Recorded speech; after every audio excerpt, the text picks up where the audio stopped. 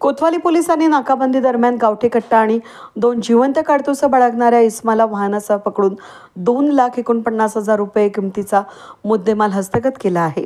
27 मार्चला रात्रीच्या सुमारास कोतवाली पोलीस स्टेशनचे पोलीस निरीक्षक प्रताप दराडे यांना गुप्त बातमीदारामार्फत बातमी मिळाली की अहिल्यानगर शहरामध्ये एक पांढऱ्या रंगाच्या मारुती सुझुकी कंपनीच्या स्विफ्ट डिझायर 4चाकी गाडीमध्ये एक इसम हा गावठी कट्टा आणि सोबत जिवंत काडतुसं स्वतः जवळ बाळगून शहरामध्ये फिरत आहे। त्याचबरोबर त्याच्या मोबाईलवरचे स्क्रीनवर हातात गावठी कट्टा घेऊन फोटो आहे।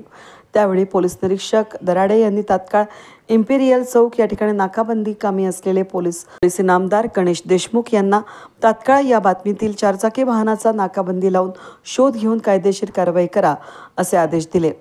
28 मार्चला मध्यरात्रीच्या दरम्यान एक पांढऱ्या रंगाची मारुती सुझुकी कंपनीची स्विफ्ट डिझायर 4चाकी संग्राम वाईन्स याकडून इम्पेरियल चौक या दिशेने येताना दिसली। पोलीस इनामदार गणेश देशमुख आणि सोबत पोलीस अंमलदार यांनी ही गाडी नाकाबंदी दरम्यान अडवून या इस्माला नाकाबंदीचे उद्देश सांगून त्याची झडती घेतली। बातमीतील माहितीनुसार गावठी कट्टा हातात घेऊन फोटो त्याच्या मोबाईलच्या स्क्रीनवर दिसला। त्यावेळी पोलीस इनामदार देशमुख यांनी पंचांसमक्ष त्याची झडती घेतली असता त्याच्या कमरेच्या मागील बाजूला पॅन्टला खोचलेला एक गावठी कट्टा मॅगझिन असलेला आणि शर्टाच्या वरच्या खिशात 2 जिवंत काडतुसे आढळून आल्याने त्याला त्याचं नावगाव विचारलं असतं। त्याने त्याचं नाव अक्षय अण्णासाहेब कोरणे राहणार गायकेमळा केडगाव।